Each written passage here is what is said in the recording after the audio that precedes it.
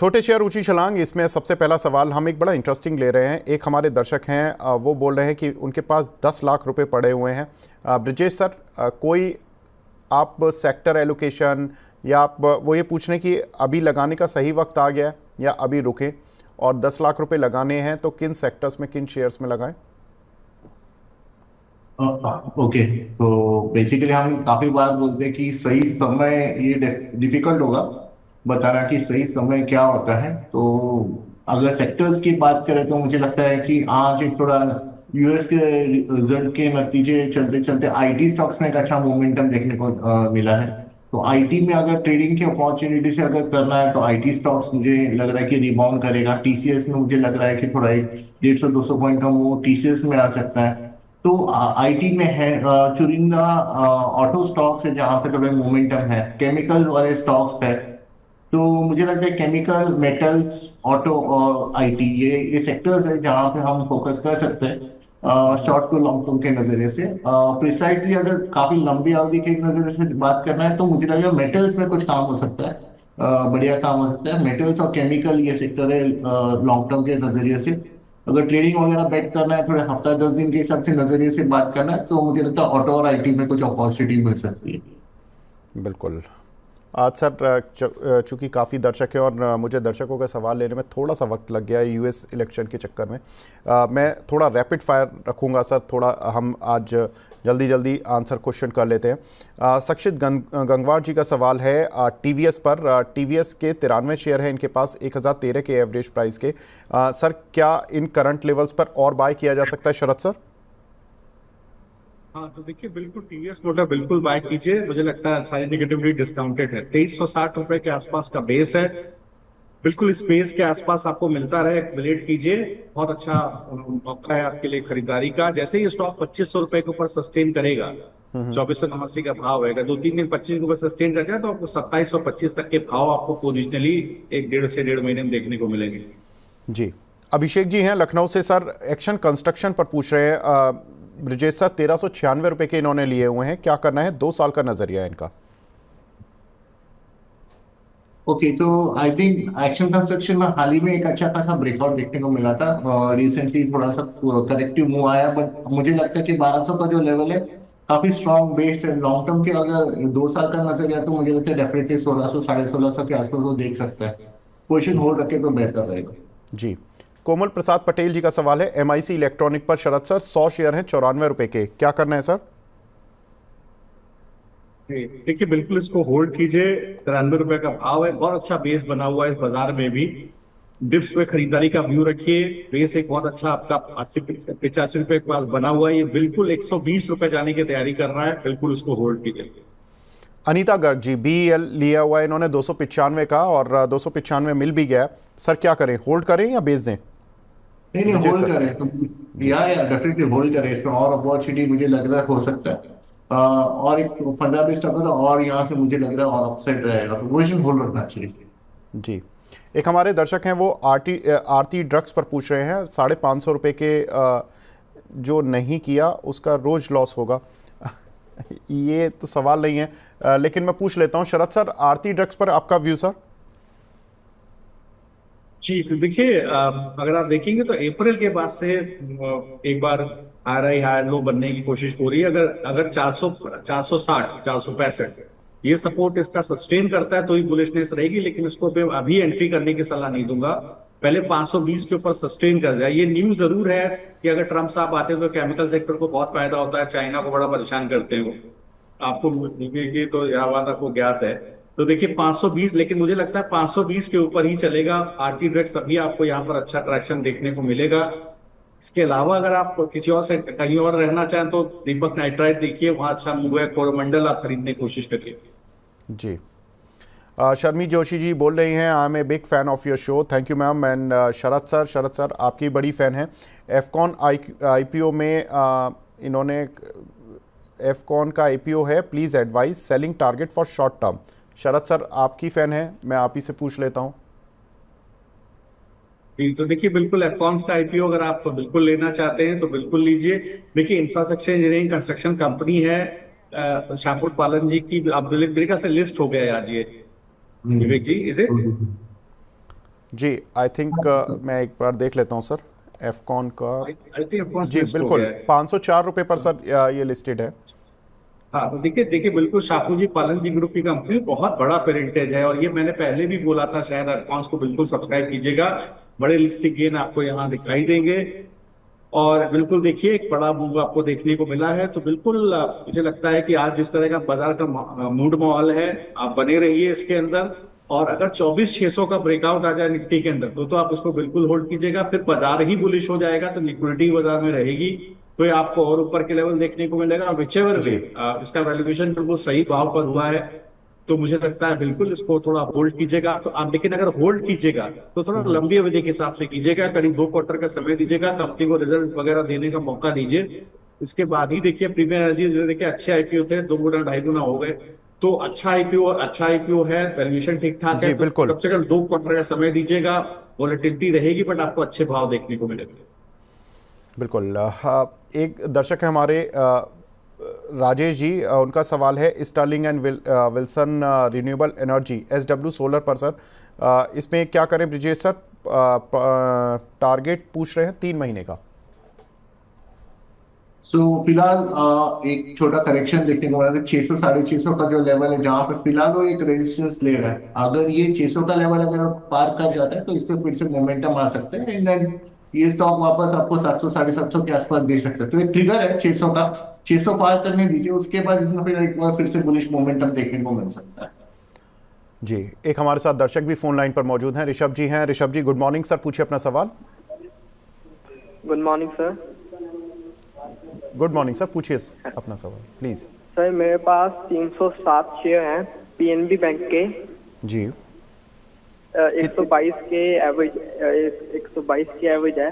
तो जी। सर आज तो चलो मार्केट थोड़ा सा ठीक है, मतलब 106 105 पे चल रहा है, तो मतलब मैं होल्ड करूँ या उसे मतलब लॉस बुक कर ले, ये पूछना चाह रहे हैं। बिल्कुल पूछ लेते हैं। शरद सर पीएनबी पर आप बात भी कर रहे थे सर शो की शुरुआत में कि आपको अच्छा लग रहा है, लेकिन इन्होंने 122 के लिए हुए हैं, ये थोड़ी प्रॉब्लम है, क्या करें सर? एवरेज कर लीजिए सर, बहुत बढ़िया भाव है, आपको बहुत अच्छी जगह पे मिल रहा है, थोड़ा एवरेज कर लीजिए। और 92 रुपए ही इसका सबसे बड़ा डिमांड जोन है, उसके नीचे कभी खिसके तभी बेचिएगा, वरना होल्ड कीजिएगा। आपको 130 से 140 रुपए आपको 2 क्वार्टर में देखने को मिलेगा। जी अभिषेक झा जी का सवाल है मेरीन इलेक्ट्रिकल्स पर सर, इन्होंने 230 के लिए हुए हैं, और टेक्समैको इंफ्रा इन्होंने 139 के लिए हुए हैं। ब्रिजेश सर टेक्समैको इंफ्रा पर आपका आंसर जानना चाहता हूं, ये होल्ड करें या सेल कर दें? तो टेक्समैको फिलहाल तो मुझे ऐसा कोई प्रॉफिट बुकिंग नहीं दिखा दे रहा, साइडवेज है। काउंटर 128 का लेवल है, मेरे ख्याल से होल्ड कर सकते हैं। एक बार 128 130 अगर निकल जाते हैं तो इसमें नया तेजी बढ़ सकता है इसमें। जी एक हमारी दर्शक हैं भावना शर्मा जी, रेगुलर व्यूअर हैं, रेणुका शुगर पर सवाल पूछ रही हैं। शरद सर 48 रुपए के लिए हुए हैं, क्या करना है? देखिए मैडम अगर आपने जी तो देखिए बिल्कुल ये जैसे 44 रुपए के ऊपर सस्टेन करे एक बार, तब इसके अंदर बुलिशनेस आ गया, वो 50 रुपए का टारगेट यहाँ देखने को मिलेगा। तो मुझे लगता है एक बार 44 के ऊपर निकलने दीजिए, बेस 40 रुपए के ऊपर अच्छा इसका बस बन गया है। जी एक हमारे दर्शक हैं एनएचपीसी पर पूछ रहे हैं सर, 102 के लिए हुए हैं कुछ शेयर। ब्रिजेश सर क्या करना चाहिए? ठीक है, और फिलहाल तो ब्रेकडाउन है, और 200 दिन का जो मूविंग है जो 90 के आसपास है, लॉन्ग टर्म के नजरिए तो वो होल्ड करे, और जब ये 1991 के ऊपर सस्टेन करते हैं तो वापस फिर से एवरेज कर सकते हैं। उस टाइम पे हम व्यू देख लेते कि क्या हो सकता है, बट फिलहाल वो ब्रेकडाउन करके बैठा है। जो अपसाइड में जो रेजिस्टेंस है 90 के आसपास है, तो वो ट्रिगर पे एक बार फिर से वो रिवॉच करना पड़ेगा कि वो लेवल कैसे क्लियर करता है इसको। जी एक हमारी दर्शक है रागनी शर्मा जी, इनके पास NECC शरद सर 34 रुपए का ये शेयर चल रहा लिया हुआ है इन्होंने, क्या करना चाहिए इनको? देखिए हाँ तो वही भाव है, 33 रुपए के आसपास का भाव है। ठीक है, अच्छा मोमेंटम इंडिकेटर्स ठीक ठाक है, मुझे लगता है बिल्कुल बाय ऑन डिप्स का नजरिया रखिए, मतलब बनाए रखिए, आपके पास तो है ही। तो आप ये मान के चलिए कोई भी गिरावट आएगी 31 रुपए तक, तो जब तक ये इसका सबसे बड़ा डिमांड जोन है 28 रुपया, जब तक उसके नीचे ना खिसके आप बेचिएगा नहीं, आप होल्ड कीजिएगा।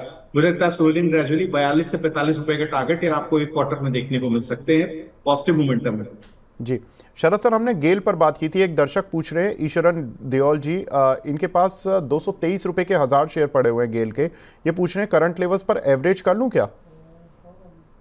जाइए 212 के ऊपर निकल जाए, 2-3 दिन होल्ड कीजिए, 212 के ऊपर 2-4 दिन सस्टेन होने दीजिए, बिंदास होल्ड कीजिएगा। आपको बड़े टारगेट दे रहा हूं मैं, 280 रुपए के। आप होल्ड कीजिएगा 2 क्वार्टर, आपको 280 रुपए का टारगेट गेल में देखने को मिलेगा। लेकिन आपको 212 के ऊपर पहले निकल जाने दीजिए, 2-4 दिन सस्टेन कर जाने दीजिए, फिर आराम से एवरेज कीजिएगा। जी। रहमत जी का सवाल है मद्रास फर्टिलाइजर पर 120 के लिए हुए हैं ब्रिजेश सर, इन्होंने क्या करना चाहिए इनको?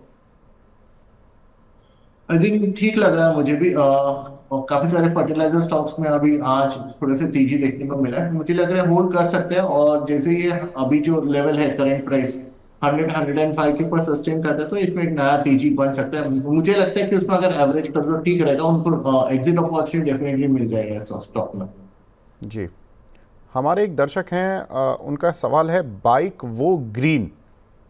शरद सर, ये NSE SME का शेयर है, 31 रुपये 60 पैसे चल रहा है। फिर से बोलिए बाइक BIKEWO, बाइक वो ग्रीन, 31.5 रुपये का शेयर चल रहा है सर। अच्छा, बैंक ऑफ ग्रीन, जी जी मिल गया। जी, आप लोग सर कहाँ से ढूंढ लेते हैं। चलिए कोई नहीं, ये जो है आपने, चलो समझ गया, आपने MSME का IPO में कहीं ना कहीं लिस्ट करवाया है, लिस्टिंग में गए हैं आप। जी, तो देखिए लिस्टिंग के बाद गिरावट की मैंने ट्रैक नहीं किया, फ्रैंकली मैं MSME IPO ट्रैक करता हूँ, बट इसको नहीं किया है। तो बिल्कुल बैंक वो ग्रीन है। देखिए अभी क्या है, अपने ऑल टाइम लो के आसपास 30 रुपए के आसपास ट्रेड कर रहा है। पिछले इस सप्ताह में आप देखेंगे तो एक इंडिसीजन कैंडल है डिस्पाइट ऑफ करेक्शन, मुझे लगता है। लेकिन कोई भी जब तक इसके अंदर भाव 33-34 रुपए के ऊपर नहीं सस्टेन करेगा, तो थोड़ा सप्लाई जोन वही बना हुआ है, वो सस्टेन कर देना तो आपको 40 रुपए तक पुल बैक देखने को मिल जाएगा। तो मुझे लगता है थोड़ा सा दिक्कत यहाँ पर आपको रह सकती है।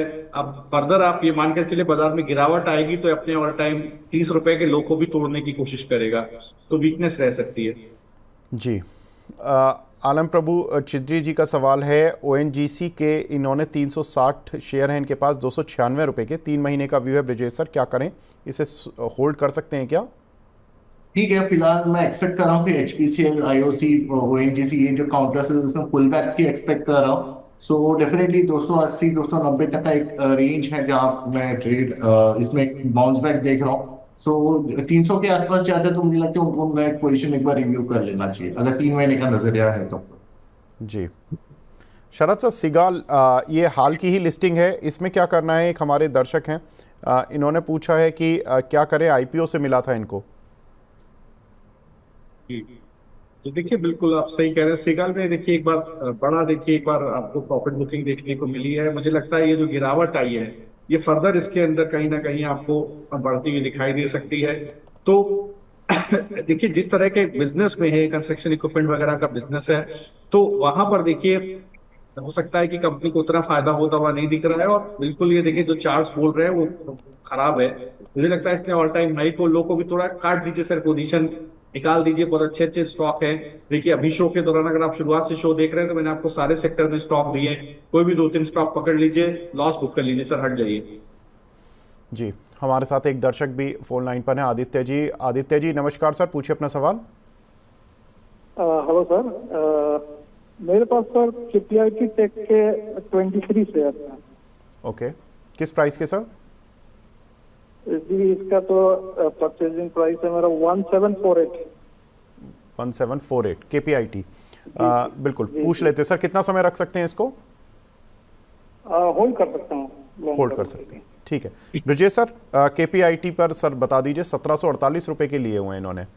फिलहाल तो उसमें करेक्शन देखने को मिला है, पुल बैक की हम उम्मीद कर सकते हैं 1600 के आसपास, 1600 1650। मुझे लगता है एवरेज करने की सलाह मैं नहीं दूंगा।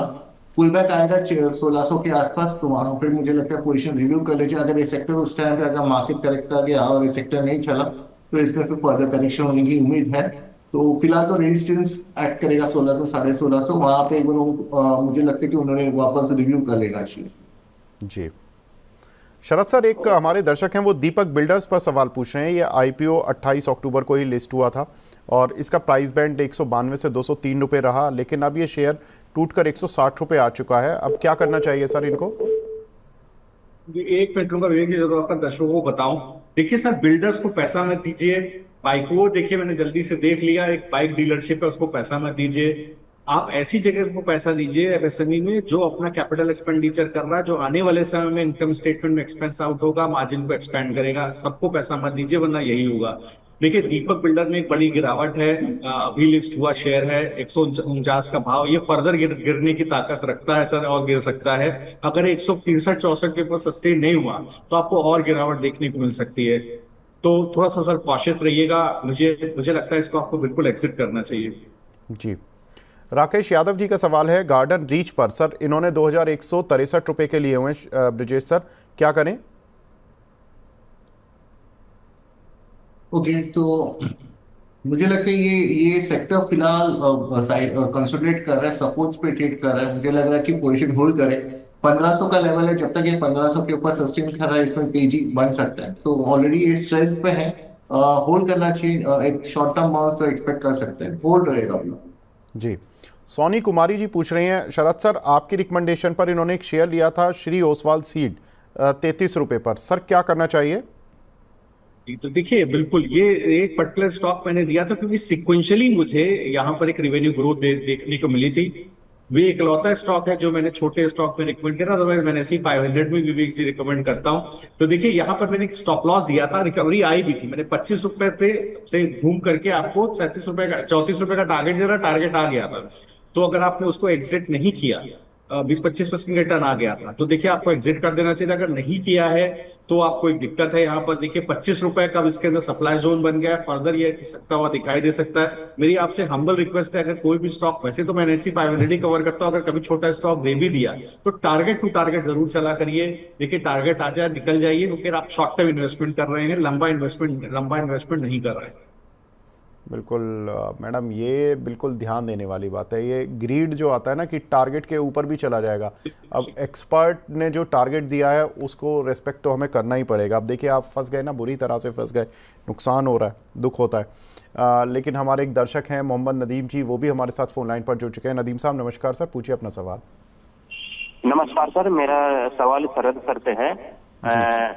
NBCC ले रखा है सर 425, 117 की बाइंग पे है, और इरेडा है सर 263 शेयर है और 227 की बाइंग है। मैं एवरेज करना चाहता हूँ, क्या ये सही समय है एवरेज करने का? बिल्कुल पूछ लेते हैं सर। इरेडा 227 के लिए हुए हैं, क्या एवरेज कर लें शरद सर? बिल्कुल, देखिए बिल्कुल NTPC में आप एक काम करिए। NTPC में आपको भी थोड़ी देर पहले ही बोला था, जैसे 420 के ऊपर, ये भाव इसका 404 के आसपास है, 420 के ऊपर सस्टेन कर जाए, एवरेज कर लीजिए। आप टारगेट लिख लीजिए 486। आपको 486 टारगेट भी 2 क्वार्टर में देखने को मिल जाएगा। NTPC पर नहीं है सर, NBCC पर सवाल है। अच्छा, NBCC जी, माफ कीजिएगा। 427 शेयर है इनके पास 117 रुपए के भाव के सर। जी जी जी। तो देखिए, अगर आप NBCC को आप देखें तो एक बेस स्टॉक के अंदर बना हुआ 88 रुपए पर स्टॉक को चलना चाहिए था। स्टॉक की बेहतरीन ऑर्डर बुक है, कंपनी की बेहतरीन ऑर्डर बुक है, स्टॉक चला नहीं। तो देखिए 99 रुपए का भाव है। यहाँ पर आपको क्या करना चाहिए, अभी इमीडिएटली एवरेज मत कीजिए, एक प्राइस लिख लीजिए आप 110 रुपए के आसपास, 110, 107 के ऊपर अगर स्टॉक अभी सस्टेन करे तभी आप एवरेज कीजिएगा। अभी आप होल्ड कीजिए। 85 रुपए का बड़ा सप्लाई जोन है, बड़ा डिमांड जोन है इसके अंदर। भाव लिखिए 107 के ऊपर निकल जाए तो आप एवरेज कीजिएगा। उस स्थिति में आपको 146 रुपए का टारगेट देखने को मिलेगा। 2 क्वार्टर का समय दीजिएगा। इरेडा को देखिए, बेस बना हुआ है 190 रुपए के आसपास, बने रहिए, कोई दिक्कत नहीं है। 190 रुपए का अच्छा बेस है। अगर आप एवरेज करना चाहें या फर्दर कुछ करना चाहें तो 200 तो देखिए 220 रुपए, 207 का भाव है, 220 के ऊपर सस्टेन होने दीजिए। 220 के ऊपर सस्टेन हो जाए तो लंबा टारगेट मैं आपको दे रहा हूं, बड़ा ब्रेकआउट आएगा, वो आपको 280 रुपए तक लेकर के जाएगा। 30% का अपसाइड है, तब आप उसको मार्च तक होल्ड कीजिएगा। कुछ और सवाल जो कि हमारे पास मिल रहे हैं। एक वरुण कुमार जी का सवाल है सर, IRB इंफ्रा पर ब्रिजेश सर 67 रुपए के लिए हुए हैं इन्होंने, क्या करना चाहिए इनको? स्लो मूविंग है फिलहाल। ये भी स्टॉक काफी ब्रेकडाउन के नीचे ट्रेड कर रहा है। 60 के आसपास इसमें रेजिस्टेंस है। उतना स्ट्रॉन्ग पॉजिटिव बायस नहीं है हमारा IRB के ऊपर। 60 के आसपास अगर वो एग्जिट कर सकते हैं या रिव्यू कर सकते हैं तो बेहतर रहेगा। फिलहाल स्टॉक डाउन ट्रेंड में है। जी ब्रिजेश सर, अगला सवाल भी आप ही से है। प्रतीक भट्ट जी पूछना चाह रहे हैं जेके पेपर पर सर आपसे, 486 रुपए के लिए हुए हैं इन्होंने 150 शेयर, सर क्या करना है? जीके पेपर पे हमारा फंडामेंटल कवरेज है, हम इसको 600 650 के आसपास देखे, साल भर का व्यू है हमारा। तो ये हमारा फंडामेंटल थिकनेस से एक स्टॉक है, तो पोजीशंस होल्ड करें, अगर एवरेज कर सकते हैं तो एवरेज भी करें, या लॉन्ग टर्म के नजरिए से अगर होल्ड कर सकते हो 600 प्लस का रेट आपको देखने को मिलेगा। जी सर, एक और व्यू मैं आपसे लेना चाहता हूं ब्रिजेश सर। एबीबी क्या करें, क्या पता नहीं क्या लिखा है इन्होंने, एबीबी में क्या करें सर, यही मैं मान लेता हूं। फिलहाल तो अगर मैं व्यू की बात करूं तो उसमें करेक्शन आया है, 200 दिन के आसपास ट्रेड कर रहा है, 7000 के आसपास अभी लगभग उसका सपोर्ट है। अगर ये सपोर्ट होल्ड कर जाता है तो इस पर स्ट्रेंथ आ सकता है। अगर किसी का पोजीशन है, अगर आपको लग रहा है कि दिख रहा है कि 7000 होल्ड नहीं कर रहा है, तो एक बार अपना लॉस बुक करे या फिर पोजीशंस रिव्यू करे, बट वीक हो जाएगा जैसे ये 7000 ब्रेक करता है। जी, मोहम्मद साकिब साहब हिंदुस्तान जिंक और टाटा स्टील पर पूछ रहे हैं। सर दोनों शेयर डिस्कस हो चुके हैं, आप वीडियो को पुराने पीछे स्क्रॉल करके देखेंगे, आपको आंसर मिल जाएगा। एक हमारे दर्शक लगातार बार बार कॉल कर रहे हैं, इनका नाम है नरेंद्र कुमार पन्ना जी, मध्य प्रदेश से हैं। ये शरद सर आपसे पूछना चाह रहे हैं, BHEL इन्होंने 280 के भाव के लिए हुए हैं, और भारत डायनामिक्स इन्होंने लिए हुए हैं 1199 रुपये के भाव के। सर क्या करना है इन दोनों शेयरों पर? पहले में BHEL सर 280 के भाव के लिए हुए हैं।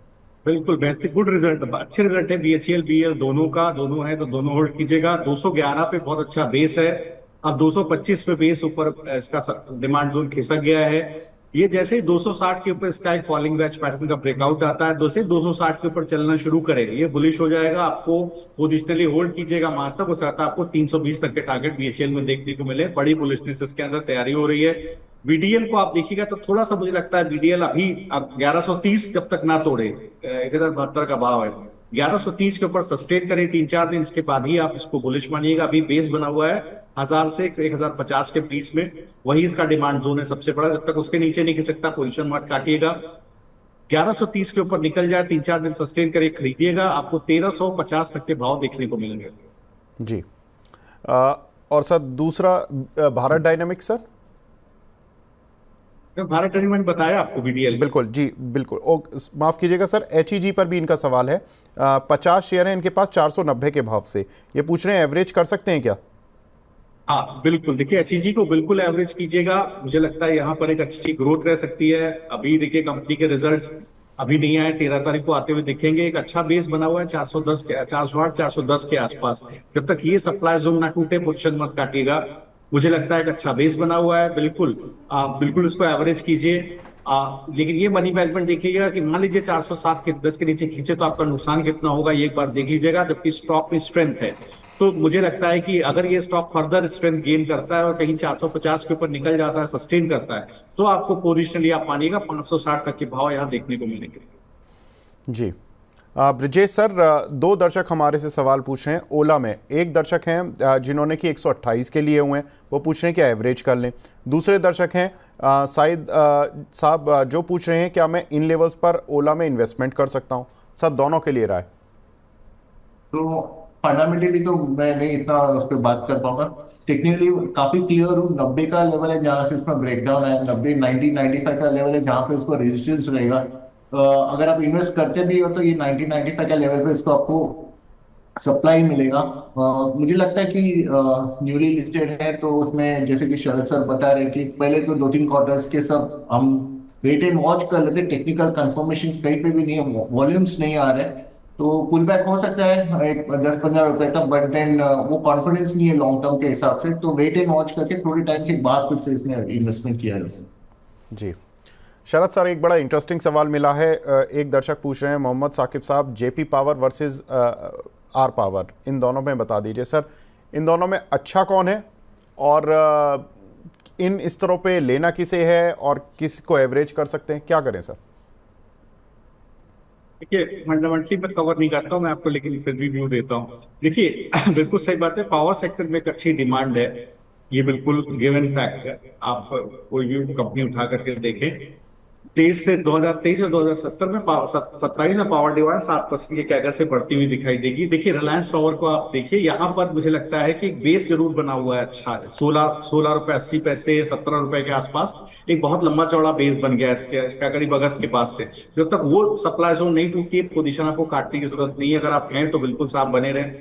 और मुझे लगता है लेकिन बुलिशनेस तभी आएगी जब ये 19 रुपए के ऊपर चलना शुरू करेगा, जब फर्दर एक बार अच्छा इसके ऊपर 19 रुपए के ऊपर सस्टेन करेगा और 2-4 दिन चल जाएगा, तो ये आपको एक अच्छा मूव 24 रुपए की तरफ दिखाएगा। तो ये हो गया आपका जेपी पावर।